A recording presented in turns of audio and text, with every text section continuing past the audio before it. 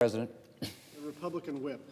Thank you, Mr. President. Mr. President, the humanitarian crisis in Ukraine continues to escalate. Americans who walked by a newsstand on Monday were met with the wrenching picture of a Ukrainian family killed by Russian shelling. A mom and her two children struck down as they attempted to flee along a main evacuation route from Irpin to Kyiv, an evacuation route that Russia shelled. Yesterday, the world saw pictures of the devastation after a maternity hospital in Mariupol, Ukraine. A maternity hospital, Mr. President, fell victim to a Russian airstrike. President Zelensky reported that there were children buried under the rubble. Children.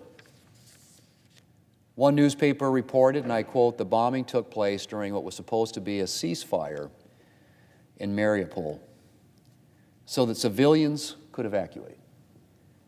It marks the fourth time a so-called humanitarian corridor out of the city has failed because Russian forces opened fire, end quote. The fourth time a so-called humanitarian corridor out of the city has failed because Russian forces opened fire. Opened fire on civilians, on parents trying to save their children. This is what Russia is doing. Mr. President, the scenes in Ukraine are unreal. They are scenes that we thought had finally been left behind in the dust of European history. Devastated cities, apartment buildings with their sides sheared off, the smoking ruins of homes and businesses, a school reduced to rubble, mass graves. In 2 short weeks, Vladimir Putin has wrought an unimaginable amount of devastation. The damage he's done will take years, if not decades, to rebuild.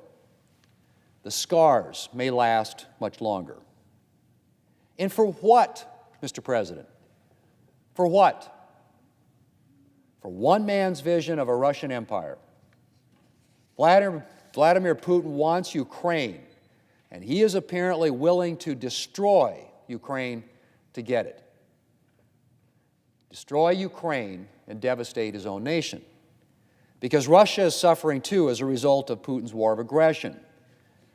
There are no smoking ruins of apartment buildings in Russia, but there is the senseless waste of so many young Russian lives, soldiers and conscripts sent to die in Ukraine for a war that is not their own.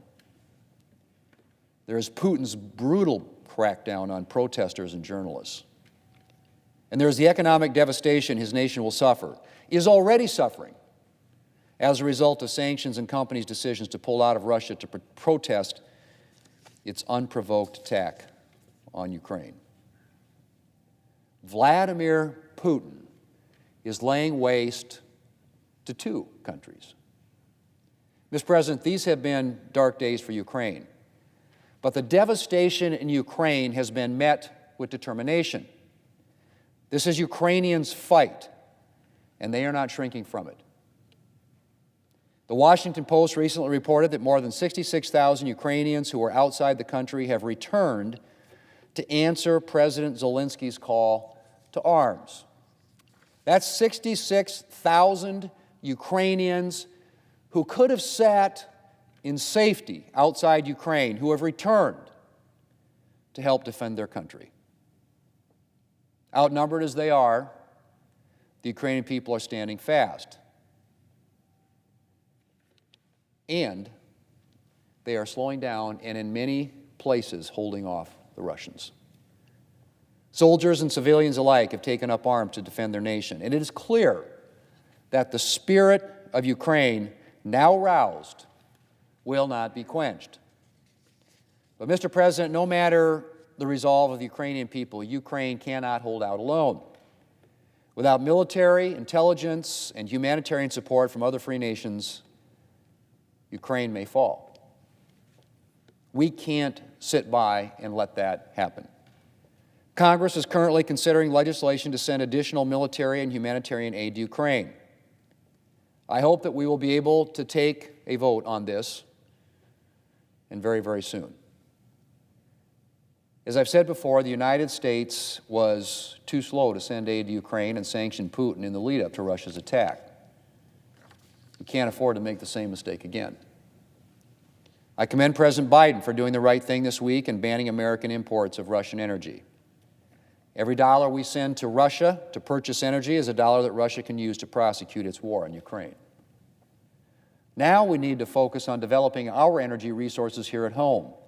All of them, Mr. President, conventional and alternative, to ensure that our nation never again has to depend on countries like Russia for essential energy supplies. We should also take this oil ban a step further by enacting the bipartisan Crapo-Wyden bill to suspend permanent normal trade relations with Russia and Belarus. The bill would also direct the U.S. Trade Representative to seek to suspend Russia from the World Trade Organization. A nation that flouts the rules and makes a mockery of diplomacy should not enjoy a seat at the table. Mr. President, I heard directly from President Zelensky in a Zoom call Saturday, and he made a powerful appeal for help from the West. Among other things, President Zelensky requested that we help close the skies over Ukraine. One solution that's been offered to help protect Ukrainian airspace is for Poland, Bulgaria, Romania, and Slovakia to provide their MiG-29 jets to Ukraine. We need to do everything that we can to help Ukraine in this fight, including helping to pave the way for Ukraine to get the air defense resources it needs. Poland has stepped up and expressed a willingness to provide the MiGs, but we now find ourselves at a dead end as to how to facilitate the transfer to Ukraine.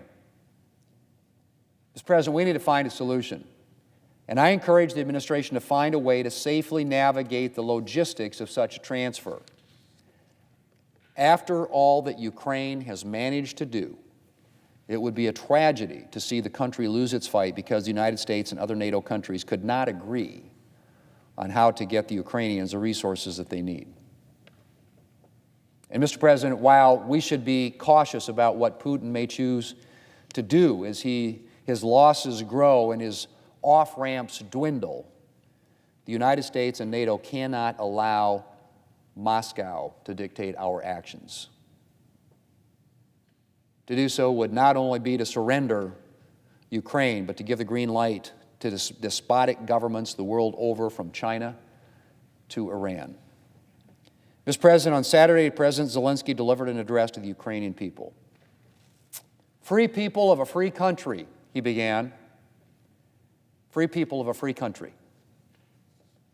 That, Mr. President, is what Ukrainians are fighting for, to be a free people in a free country.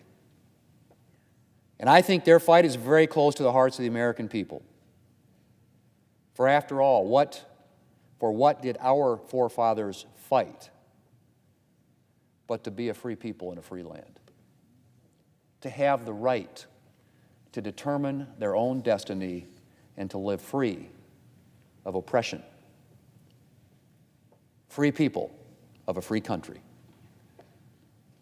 Long may the Ukrainians remain so. Mr. President, I yield the floor.